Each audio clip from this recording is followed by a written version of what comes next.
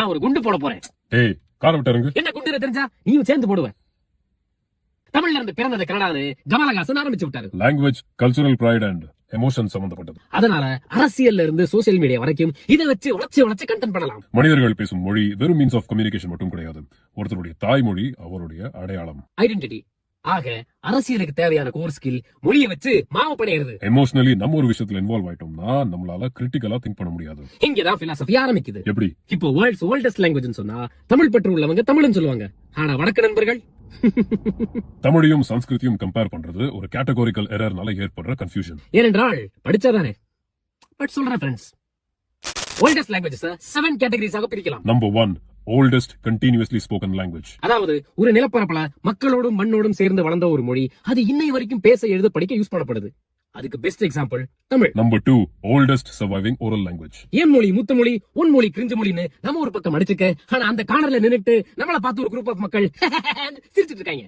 இந்த oldest language டிபேட்ஸ்ல நம்ம பழங்குடி மக்களுடைய மொழிகளை மறந்துடுறோம். உதாரணத்துக்கு ஆஸ்திரேலியன் அபாரிஜினிஸ் உடைய லாங்குவேஜஸ், அப்புறம் இந்தியால உள்ள அந்தமான் நிக்கோபார் ஐலண்ட்ஸ்ல உள்ள நார்த் சென்டினலிஸ் ஐலண்ட்ஸ்ல வசிக்கும் மக்கள் சென்டினலிஸ் பீப்பிளோட லாங்குவேஜ். இந்த மாதிரி இண்டிஜினஸ் அண்ட் ட்ரைபல் லாங்குவேஜஸ் 40,000 ஆண்டுகளையும் கடந்து இன்னை வரைக்கும் பேச்சு வழக்கத்துல இருக்கிறதுனால இந்த கேட்டகரிக்கு பேரு ஓல்டஸ்ட் சர்வைவிங் ஓரல் லாங்குவேஜ். மூணாவது, oldest classical language now extinct. அதாவது இருந்துச்சு இப்போ இல்ல. ஒரு மொழியை எப்படி கிளாசிக்கல் லாங்குவேஜா கேட்டகரைஸ் பண்ணுவாங்கன்னா அந்த மொழிக்கு ஒரு ரைட்டிங் சிஸ்டம் வேணும், அப்புறம் அது லிட்டரேச்சர், அட்மினிஸ்ட்ரேஷன் அண்ட் ரிலிஜியஸ் பர்பசஸ்க்காக யூஸ் பண்ணப்பட்டிருக்கணும். இந்த மாதிரி எக்ஸ்டிங்க்ட் போன ஒரு ஓல்டஸ்ட் கிளாசிக்கல் லாங்குவேஜ்க்கான எக்ஸாம்பிள் சுமேரியன் லாங்குவேஜ். நாலாவது, ஓல்டஸ்ட் சர்வைவிங் கிளாசிக்கல் லாங்குவேஜ். அன்று முதல் இன்று வரை லிட்டரேச்சர், அட்மினிஸ்ட்ரேஷன், எஜுகேஷன் அண்ட் ரிலிஜன்ல பயன்படுத்துற மொழி. உதாரணத்துக்கு classical Chinese, classical Greek, Latin, Avestan, Sanskrit and classical Arabic. இந்த 4 கேட்டகரியிலும் ஹைலைட்டா இருக்கிற ஒரு லாங்குவேஜ் இருக்கு. It's none other than Tamil. Oldest continuously spoken language கேட்டகரியிலும் சரி, அப்புறம் ஓல்டஸ்ட் சர்வைவிங் கிளாசிக்கல் லாங்குவேஜ் கேட்டகரியிலும் சரி இருக்கிற ஒரே மொழி தமிழ் மட்டும் தான். Number 5, oldest written language. அதாவது ஸ்கிரிப்ட்ஸ் இருக்கு,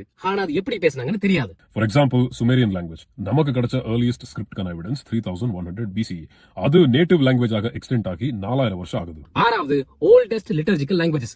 அதாவது இன்று வரைக்கும் ரிலிஜியஸ் பர்பசஸ்க்காக மட்டும் யூஸ் பண்ணிட்டு வர languages. Latin, Avestan, Sanskrit, Tamil and Pali. And number 7, oldest reconstructed languages. இது ஒரு லாங்குவேஜ் கிடையாது, ஆனா லாங்குவேஜ் ஆக இருந்திருக்கலாம்ன்ற ஒரு ஹைபோதசிஸ். உதாரணத்துக்கு Indo European, proto Germanic, Indo Aryan, அப்புறம் புரோட்டோ டிராவிடியன்.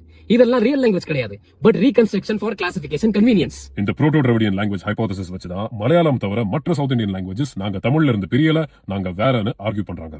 ஹைபோதசிஸ் வச்சு ஆர்கியூ பண்றதுல என்ன பிரச்சனைனா, நீ கத்துவ, அவன் கத்துவான், எல்லாரும் கத்துவாங்க. இத ஒரு முடிவுக்கு கொண்டு வர முடியாது. லாங்குவேஜஸ் கிளாசிஃபிகேஷன் பத்தி படிக்கும்போது எனக்கு என்ன புரிய வந்துச்சுன்னா, இதுல எவிடன்சஸ் இருந்தாலும் ஆனா இது ஒரு ஹைபோதசிஸ் ட்ரிவன் மாடலாக தான் இருக்கு. இல்லாத விஷயத்தை உருவாக்கி நம்புவது மனிதர் இயல்பு. Finish.